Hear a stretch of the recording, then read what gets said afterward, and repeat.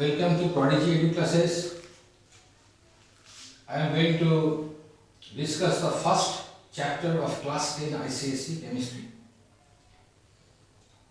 So, you know that it's the continuation of periodic table, and we have learned periodic table partly in class 9, and this is the continuation. And basically in class 10 we are going to learn three basic atomic properties. And what are they? They are ionization energy, IE, or we can say it ionization potential, IP, or ionization enthalpy also. Ionization enthalpy. Okay? These are the three basic atomic properties. You know that there are 18 groups in a periodic table and 7 periods. Each vertical column, this is a group and these are periods. You see, suppose I am periodic table, okay? I am periodic table. So, what is the periodic trend of all these three properties I am telling you together? They gets maximized in my left ear.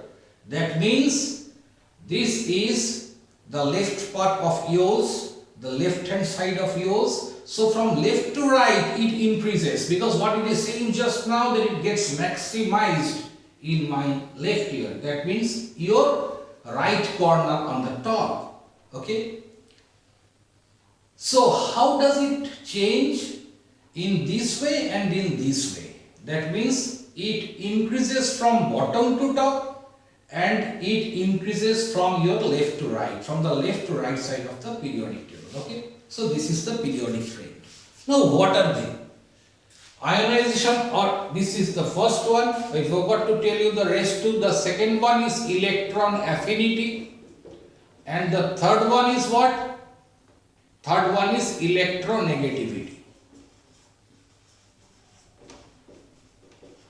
These are the three basic properties, atomic properties. What I told you just now, that all these three properties, they gets maximized in my left ear. That is, from your side, it's the right top corner. Okay.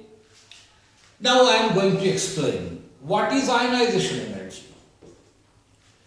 Ionization energy is defined as the amount of energy required to remove an electron from the outermost shell of a neutral isolated gaseous atom to convert it into a positively charged ion. That means a cation.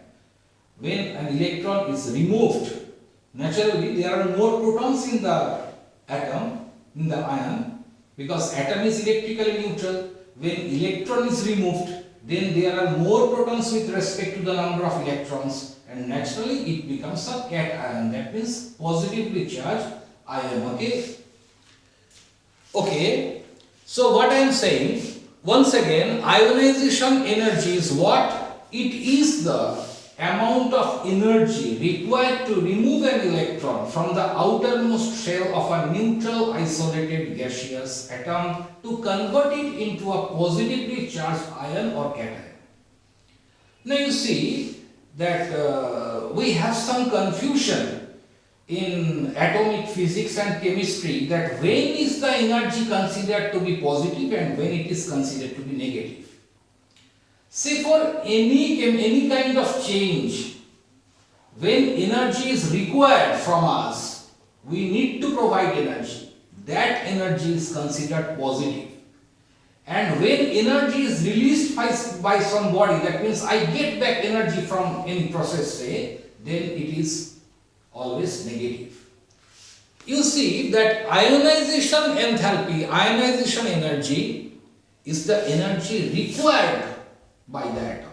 So it is positive always, isn't it? Now you see. Why does it change in this way? Just now I have discussed you the trend, periodic trend. Why does it decrease? Why does it increase from left to right? Why does it increase from left to right? Okay, you see that as we find in a certain period, as we move towards the right, what happens?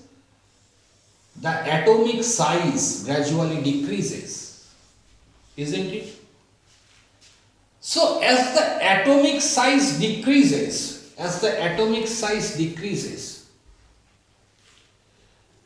the nuclear force acts much more on this valence electron, because valence electron here is much closer to the nucleus than here. Here you see that valence electron is here. It is much further than here. As the radius of the atom is decreasing, so the nuclear charge exerts a greater force on the valence electron, and naturally you need to provide more energy. You need to give more energy for taking out the valence electron. And I told you that ionization energy means that energy required to remove that electron. So if simple thing that when the relative position of the electron is further, the nuclear force is less, and you can easily take it out by expending less energy, and here you have to give more energy to remove that electron. That's why it increases. Okay, and when we come down, what happens? The size of the atom increases, because one shell increases in each group. You see, for each group, if you go one below, then what happens? Just down a group, the next element below this will have one shell more, and the size of the atom is bigger. And if the size of the atom is bigger, less nuclear force acts on it, and what happens? It is easier to remove the electron, so energy is less. That's why as we are going down, the ionization energy gradually decreases. So what is the trend? Increasing in this way. Just now, as I told you, maximized in my left ear, isn't it? I do have my ear here. Okay, I think you have understood this thing. Now see what is successive ionization energy. I am discussing this topic only. What is successive ionization energy? Successive ionization energy means when you are removing electrons one by one. This one I have just removed the first electron. Now what happens if I remove the second electron, the third electron? What happens? Suppose this is what the IE is basically IE1, because I have shown you just now how to remove the first electron. Now I am now going to discuss about IE2. That means what? An atom which has already lost an electron. Okay, which has already lost an electron. Now the number of protons is more and number of electrons is less. So the protons will exert greater force on the rest of the electrons. 10টা ছেলের একটা হারিয়ে গেছে, বাকি ছেলেগুলোকে আটকাতে গেলে বাবা মা কি করবে? আরো বেশি করে তাকে টেনে আটকে রাখছে। তো একটা বেরিয়ে গেল, one goes out. Now the nucleus is now very careful about the rest of the electrons, and they are attracting the rest of the electrons with a greater force. In this condition, if you want to remove one more electron, then you have to give a greater force to it. So naturally IE2 is greater than IE1, and similarly IE3 is greater than IE2. In this way it continues. So if it is asked which element in the periodic table will have maximum value of ionization energy, you see that helium is in this end, helium is in this end. Okay, and so we will say that it is helium. Clear? So basically, what are the factors which affect this? One is radius of the atom, that means the atomic size, and the nuclear charge. Greater the nuclear charge, greater will be the ionization energy. Greater the size of the atom, less will be the ionization energy. Okay, do you understand? The next one is electron affinity. This one is electron affinity. It's just the opposite of ionization enthalpy. What is it? Electron affinity means the amount of energy released. while discussing about ionization energy, I told you amount of energy required, here amount of energy released to add an electron. In that case to remove an electron, here to add an electron. The amount of energy released when an electron is added to the outermost shell of a neutral isolated gaseous atom to convert it into a negatively charged ion. That means an ion, you are here adding electrons. So electrons itself are negatively charged. When you are adding more electrons, it becomes an ion. Clear? So basic thing is that electron affinity means the energy which is released by an atom.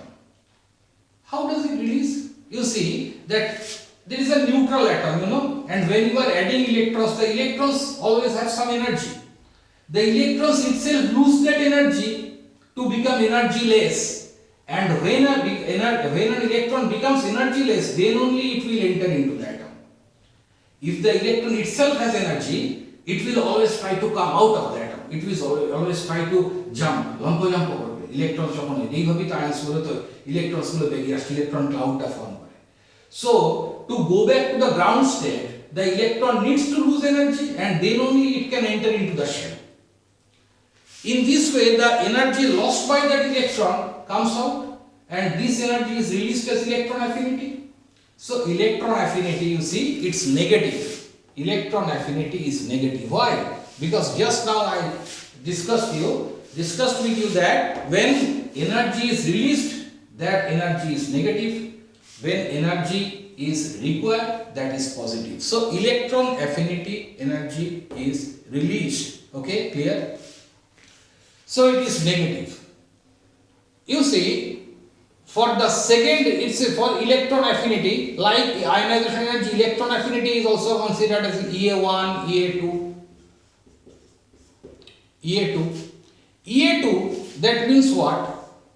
When you are adding the second electron, in that case, energy will not be released. Energy will be required. Why?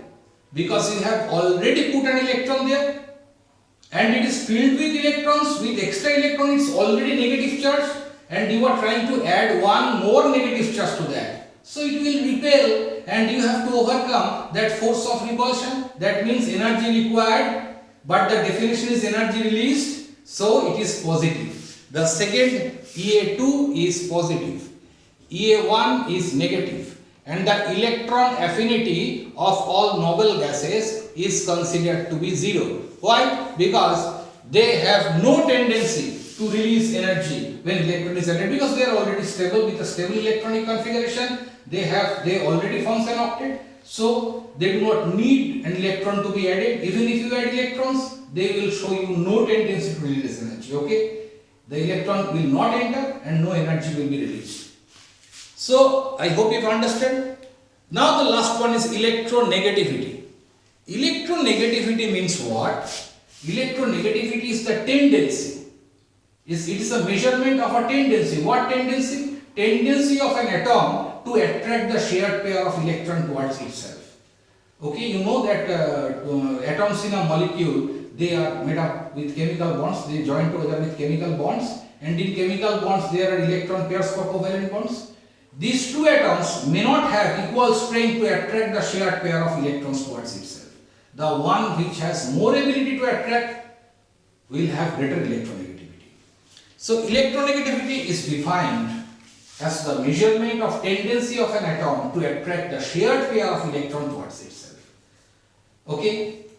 And electronegativity here, I tell you, electronegativity means, suppose there are two atoms A and B. It is in a molecule, it is in a molecule. A and B, they are in a molecule. And they are formed by bonds. The pair of electron, if it goes here, then you have to understand that B is more electronegative than A, because it attracts the shared pair of electron. If A is more electronegative, then you will find that the electron pair is shifted towards A. And if they are exactly in the middle, that means that these two atoms does not have any significant difference of electronegativity. Now you see, electronegativity, just now I told you a measure, but how can it be a measure, it's a qualitative property of the atom. So, though it's a measurement, but it cannot be measured by any scale. It has no conventional scale. But a Pauling scale, it's measured in Pauling scale, Pauling. Pauling scale measures it, and it does not have any unit, it's dimensionless. Dimensionless. Okay? The same thing like electron affinity, electronegativity, for noble gases, the electronegativity, they have no tendency to attract the shared pair of electrons, and while considering electronegativity of different elements, we are not going to consider the noble gases. Okay? So, one thing finally, ionization energy or ionization enthalpy, the element in the periodic table with highest IE is helium. But in these two cases, it should not be helium because inert gases are not considered neither in electron affinity nor electronegativity. So we come down from noble gas group and then it is fluorine, F. Okay. So fluorine, it increases in the similar way. All these are in the same fashion. Okay. Same thing happens. Similar way. So fluorine has highest electronegativity, and it should have highest electron affinity also because it is the cornermost element in the right side top. For electronegativity, it is true. Fluorine is the most electronegative element. That means fluorine is greater than chlorine, is greater than bromine, is greater than iodine. Because as we move upward, it increases, isn't it? So fluorine greater than chlorine, greater than bromine, greater than iodine. Electron affinity should be like the same fashion because they change, they have the same kind of trends. Electron affinity, you see, same trend. So fluorine should have greater than chlorine, should have bromine, greater than iodine. But here there is a catch. You know that fluorine and chlorine interchanges the place. Why? Why? You see that fluorine has only two shells. One has 2 electrons. And the next one 7 electrons.